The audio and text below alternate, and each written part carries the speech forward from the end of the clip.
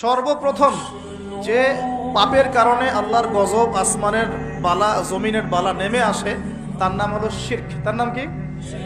এখন পুরো বিশ্বের বড় বড় যে বস্তুবাদী শহরগুলো আছে, সবগুলোর বেশিরভাগই শিরকে নিমজ্জিত আছে। আর এই শিরক শুধুমাত্র আল্লাহ ছাড়া মূর্তি পূজা করাই শিরক নয়, শুধুমাত্র আল্লাহ ছাড়া চন্দ্র, সূর্য, গ্রহ, নক্ষত্রের পূজা করাই শিরক নয়, শুধুমাত্র এই আল্লাহর সন্তান আছে এই ঘোষণা দেওয়ার নামই শিরক নয়। আমরা আমাদের শহরগুলোর মধ্যে আল্লাহ পাকের হালালকে হারাম করে নিয়েছি, হারামকে হালাল করে নিয়েছি, এটাও একটা শিরক, এটা একটা কুফর। আর এই শিরকের মধ্যে আমাদের পুরো ঢাকা শহর ডুবে গেছে। আমরা আল্লাহ পাকের হালালকে হারাম করে নিচ্ছি, আল্লাহর হালালগুলো হারাম করছি, হারামগুলো হালাল করছি।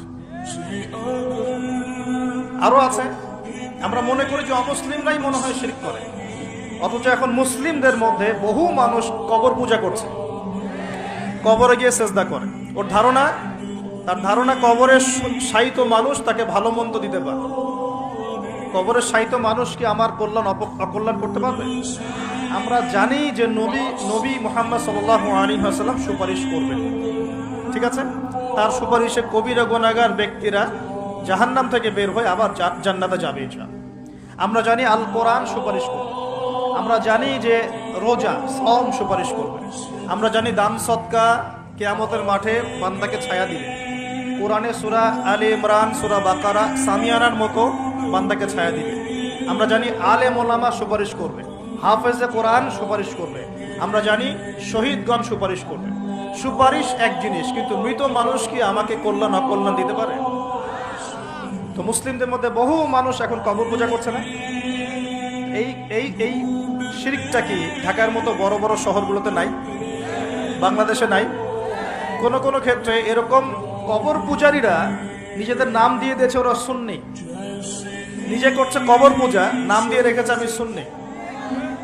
এই টাইটেলটা পবিত্র টাইটেল। সুন্নি মানে কি? যে সুন্নতের অনুসরণ করে। সুন্নি মানে কি? যে নবীর সুন্নতের অনুসরণ করে। একটা দলিল দেখেন তো, নবী সাল্লাল্লাহু আলাইহি ওয়াসাল্লাম কারো কবরে সেজদা দিয়েছেন? সাহাবীগণ কারো কবরে সেজদা দিয়েছেন? সাহাবীগণ কোন মৃত মানুষের কাছে দোয়া করেছে?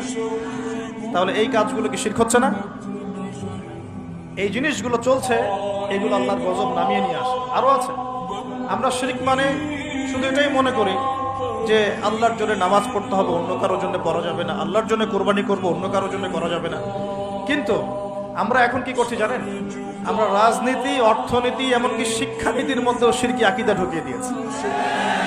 যেমন রাজনীতির মধ্যে ঢুকিয়েছি সমস্ত ক্ষমতার উৎসকে জনগণ, এটা আমাদের একটা পলিটিক্যাল কনসেপ্ট, তাই না?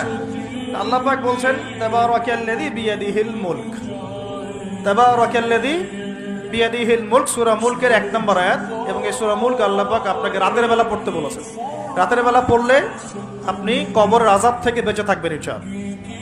কেন বেঁচে থাকবেন? কারণ এখানে আল্লাহ পাকের একনিষ্ঠ তাওহীদের বর্ণনা দেওয়া আছে, যা আপনাকে কবরের আযাব থেকে কে বাঁচাবে? আল্লাহ, তাওহীদ, আল্লাহ বাঁচাবেন ইনশাআল্লাহ। এর প্রথমেই আল্লাহ বলছেন তাবারাকাল্লাযী, বরকতময় সেই আল্লাহ, বিয়াদিহিল মুলক, যার হাতে হচ্ছে সমস্ত কর্তৃত্ব, ক্ষমতা। ক্ষমতার মালিক কে? আল্লাহ পাক সূরা আলী ইমরানে বলছেন কুলিল্লাহুম্মা মালিকাল মুলক, হে আল্লাহ বলো, আল্লাহ, হে আল্লাহ তুমি হচ্ছে রাজত্বের মালিক। রাজত্বের মালিক কে? তুতিল মুলকা মান তাশা, তিনি যাকে ইচ্ছা রাজত্ব দেন। ওয়া তানজিউল মুলকা মিম্মান তাশা, যার থেকে ইচ্ছা রাজত্ব কেড়ে নেন। তাহলে এর মালিক কে? ফেরাউনকে কে রাজত্ব দিয়েছিল আর তাকে কে ডুবিয়ে দিয়েছে? তাহলে দেয়ার মালিক কে? ডুবিয়ে দেওয়ার মালিক কে? আবার দাউদ আলাইহিস সালামকে কে দায়িত্ব দিয়েছিল? সুলাইমান আলাইহিস সালামকে কে এই বিশ্বের শাসক বানিয়েছে? ইউসুফ আলাইহিস সালামকে জেলখানা থেকে বের করে মিশরের শাসক কে বানিয়েছে?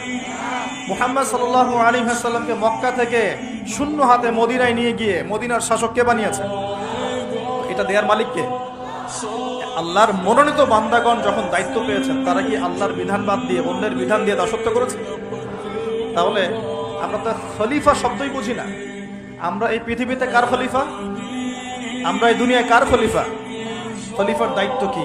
আল্লাহ পাক সূরা সদের মধ্যে বলছেন, ইয়া দাউদ, হে দাউদ, ইন্না জাআলনাকা খলিফাতান ফিল আরদ, হে দাউদ আমি তোমাকে পৃথিবীতে আমার খলিফা করেছি। কি করেছি? কে করেছেন? তোমার দায়িত্ব হচ্ছে ফাহকুম বাইনান নাসি বিল হক, মানুষের মাঝে হকের মানদণ্ডে বিচার ফয়সালা করো। মানুষের মাঝে হকের মানদণ্ডে বিচার ফয়সালা করো। এখন হক সত্য, সত্য মিথ্যা, ন্যায় অন্যায় চূড়ান্ত মানদণ্ড কি? আমার নিজের মন গড়া যুক্তি, বিজ্ঞান, দর্শন, নাকি আল্লাহ পাকের ওহী কোনটা? এখন আল্লাহ পাকের ওহী দিয়ে বিশ্বের কতগুলো রাষ্ট্র পরিচালিত হচ্ছে হিসাব করে দেখেন। এখন তাহলে এটা বৈশ্বিক শিরক চলছে না? সারা বিশ্বে এখন বৈশ্বিক শিরক চলছে। যখন এই শিরকগুলো বেশি বেড়ে যাবে, যেটা বেড়ে গেছে, তখন আল্লাহ রাব্বুল আলামিন আসমানের গজব নামাবেন, জমিনের গজব নামাবেন। যখন নূহ আলাইহিস সালামের কওম শিরক করা শুরু করেছিল, আল্লাহ পাক প্লাবন দিয়ে ধ্বংস করে দিয়েছে। আস্তে আস্তে সেদিকেই বিশ্ব যাচ্ছে। আল্লাহ পাক এই বিশ্ববাসীর মধ্যে একটা বড় অংশকে অচিরে ধ্বংস করে দিবেন। ঠিক হয়ে গেছে? আরো সামনে যান। আমরা অর্থনীতির মধ্যেও শিরক করছি। কেমন শিরক করছি? আল্লাহ পাক হালাল অর্থনীতি দিয়েছেন, ইসলামিক অর্থনীতি। এখানে হালাল করেছেন ব্যবসা, এখানে হালাল করেছেন যাকাত, সাদাকা, সাদাকাতুল ফিতর, কৃষিভিত্তিক অর্থনীতি, এক্সপোর্ট ইম্পোর্ট, মানে সুদ রিবা বাদ দিয়ে যা কিছু আছে সব বৈধ। রিবা, ঘুষ, দুর্নীতি, প্রতারণা বাদ দিয়ে যা কিছু আছে সবই বৈধ। আল্লাহ পাক বৈধ করেছেন। পুরো বিশ্বের ব্যাংকিং সিস্টেম চলছে সুদের মধ্য দিয়ে। পুরো বিশ্বে, শুধু একটা কান্ট্রিকে মার্ক করা যাবে না, একটা কান্ট্রিকে দোষ দেওয়া যাবে না। পুরো বিশ্বের অর্থনৈতিক মোড়ল যারা আছে, এরা সারা বিশ্বকে সুদ ভিত্তিক অর্থনীতির শিকল দিয়ে বেঁধে ফেলেছে। এখান থেকে কেউ বের হতে পারছে না। এখন তো সারা বিশ্বে আল্লাহর দেয়া অর্থনীতি বাদ দিয়ে মানুষের অর্থনীতি চলছে না। এটা শিরক না কুফর, নাকি তাওহীদ সুন্নাত, কোনটা? এটা শিরক কুফর না? যখন আল্লাহ পাকের হালালকে আপনি হারাম করে নেবেন, আল্লাহর হারামকে হালাল করে নেবেন, জেনে রাখবেন যেটা একটা শিরকি আকীদা, একটা কুফরি আকীদা, এটা কাজ করা হচ্ছে। আর যখন একটা এলাকার মানুষ শিরক আর কুফরে থাকবে, আল্লাহর কি বরকত নেমে আসবে না আযাব নেমে আসবে? এজন্যই তো আযাব আসছে।